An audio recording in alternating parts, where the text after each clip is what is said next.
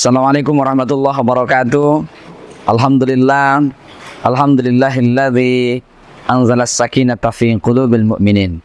Asyhadu an la ilaha illallah wa asyhadu anna sayyidina Muhammadan abduhu wa rasuluh. Allahumma salli wa sallim ala sayyidina Muhammad wa ala alihi wa ashabihi ajma'in. Pemirsa, selamat datang yang dirahmati Allah Subhanahu wa taala. Kita kembali berbanyak syukur kepada Allah pada kesempatan dan situasi yang berbahagia ini. Allah masih memberikan kesempatan kita untuk tersenyum, berbagi senyum, bahkan berbagi kebahagiaan kepada orang lain. Ini merupakan kenikmatan yang indah dan kemudian merupakan ibadah di hadapan Allah Subhanahu wa taala.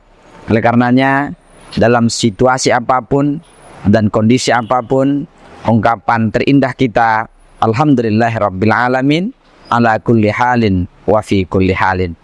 Salawat dan salam kepada Habibina al-Karim Muhammad sallallahu alaihi wasallam sebagai uswah kita, teladan kita, contoh kita, panutan kita, dan termasuk kekasih tercinta kita, yaitu Muhammad sallallahu alaihi wasallam. Sebagai bentuk cinta kita, mari kita senandungkan salawat Jibril sallallahu ala Muhammad sallallahu alaihi wasallam, sallallahu ala Muhammad sallallahu alaihi wasallam.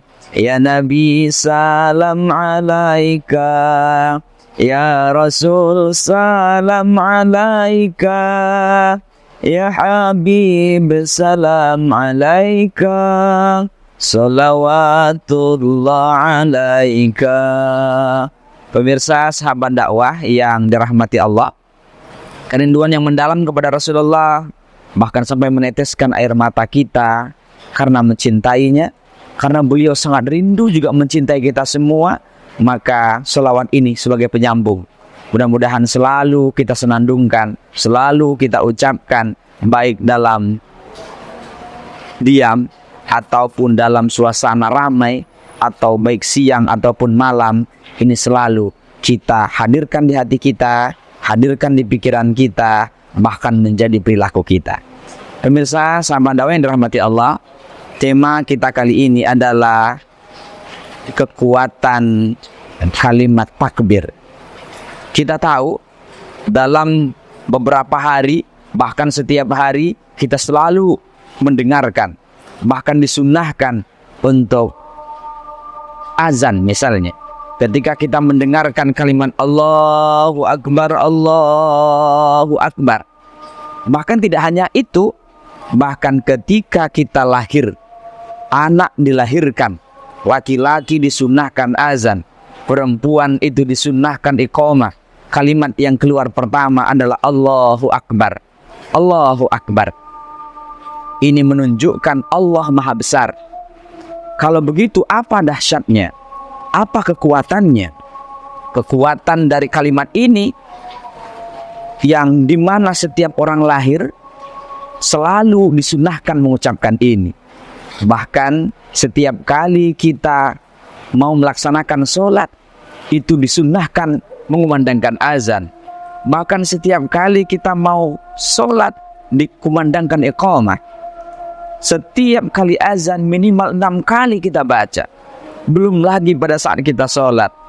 Kalau kita ambil yang wajib saja, takbir ini selalu kita ucapkan berapa kali? Boleh kita hitung. Takbiratul ihram, Allahu Akbar. Ketika kita ruku, Allahu Akbar. Kemudian ketika kita sujud, Allahu Akbar.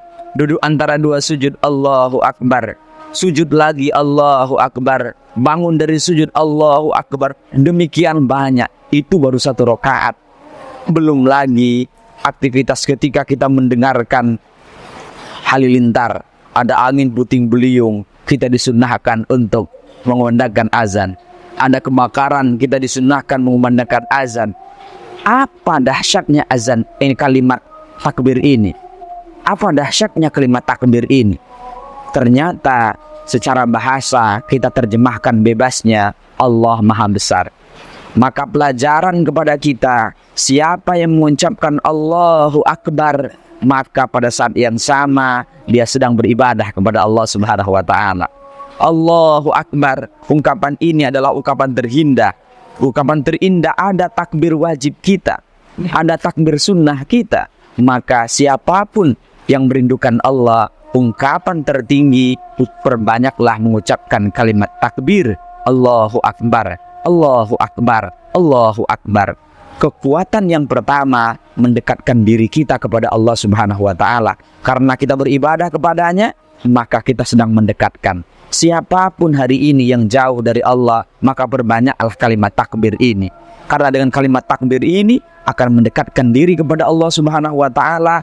Sehingga kalau sudah dekat, tidak punya jarak dengan Allah, kita mendekat dengan Allah. Pada hakikatnya Allah sangat dekat dengan kita, tetapi kita terus yang menjauh. Kenapa kita menjauh? Karena semakin banyak dosa kita, kita tertutup, bahkan selalu ingin menjauh, menjauh, menjauh, menjauh. Inilah digambarkan dalam Al-Quran. Misalnya Nabi Adam ketika berada di dalam surga, Allah Subhanahu wa Ta'ala menyebutkan hadhihi syajarah, ini pohon. Kenapa antara Allah dan orang yang masih suci itu dekat sekali? Ketika orang sudah berdosa, kemudian ketika Nabi Adam sudah keluar dari surga, Allah menggunakan antil kasyajarah, itu pohon. Beda kalimatnya, yang pertama ini pohon, kemudian itu pohon. Secara hukum isyarah, isim isyarah menunjukkan bahwa kalau dekat, ini berarti dekat sekali dengan Tuhan.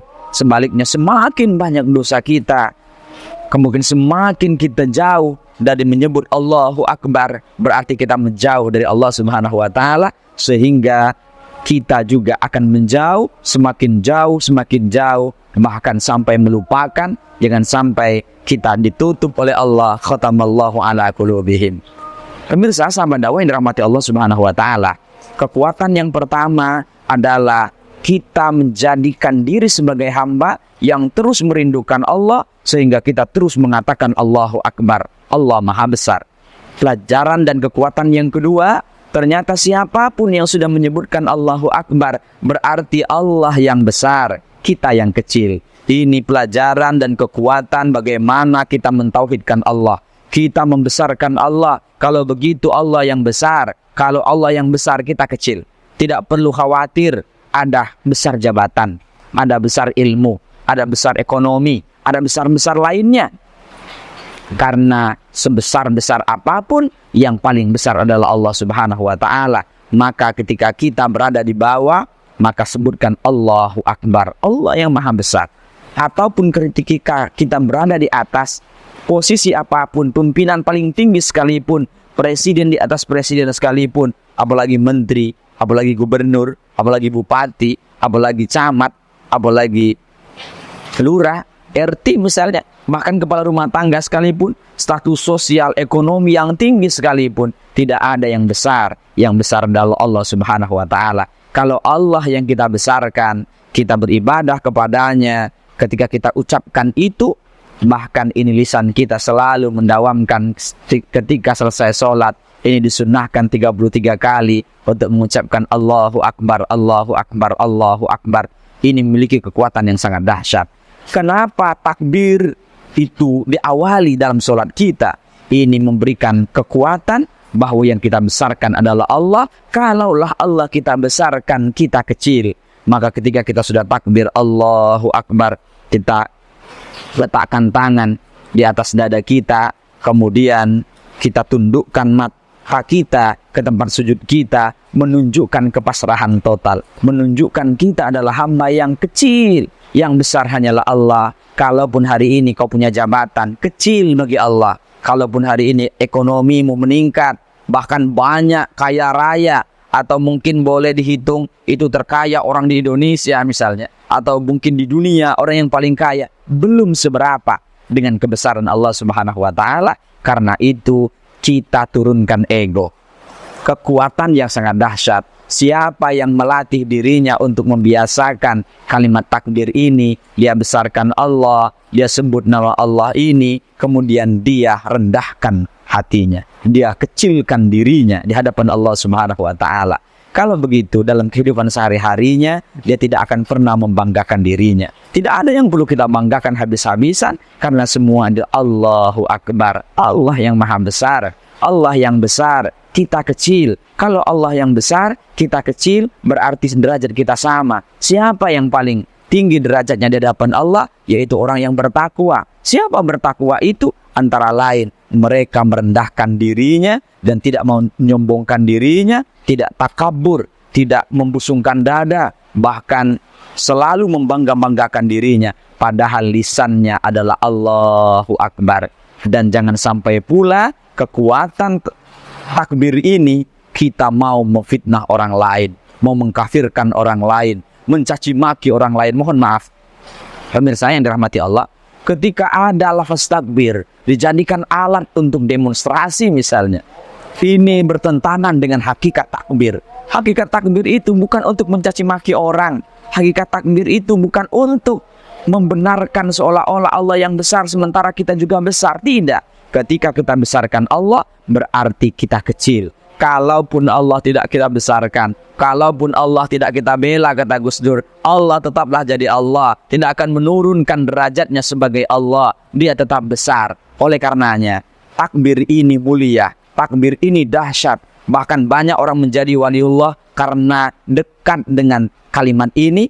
Bahkan dalam hidup dan kehidupannya itu kadang-kadang warok sekali. Betul-betul dia merendahkan dirinya, merendahkan hatinya di hadapan manusia karena dia malu di hadapan Allah, karena betul-betul dia jaga dia sebagai hamba kecil sekali. Yang besar adalah Allah Subhanahu wa taala. Pemirsa yang dirahmati Allah Subhanahu wa taala, sebagai kesimpulan akhir, mari kita perbanyak kalimat ini. Takbir wajib kita dalam sholat kita, takbir sunnah kita dalam sholat kita. Bahkan sudah sholat kita juga disunnahkan membaca takbir ini. Kemudian sebelum sholat kita disunnahkan. Kemudian sebelum sholat juga ada iqamah, juga isinya takbir. Dan belum lagi sebelum tidur kita juga disunnahkan untuk memperbanyak kalimat takbir. Dalam rangka jangan sampai engkau menjadi Tuhan. Jangan sampai seperti Fir'aun. Jangan sampai menjadi orang-orang terdahulu kita yang demikian punya jabatan menjadi sombong, ataupun karena ilmunya sombong, dan begitu seterusnya. Demikian sebagai renungan kita bersama, mudah-mudahan kekuatan dari takbir ini menjadi amalan rutin kita. Kita pastikan bahwa kita sebagai hamba yang terus memuji Allah yang Maha Besar, dan kita terus menurunkan ego kita menjadi orang-orang yang merasa terus kecil di hadapan Allah Subhanahu wa taala.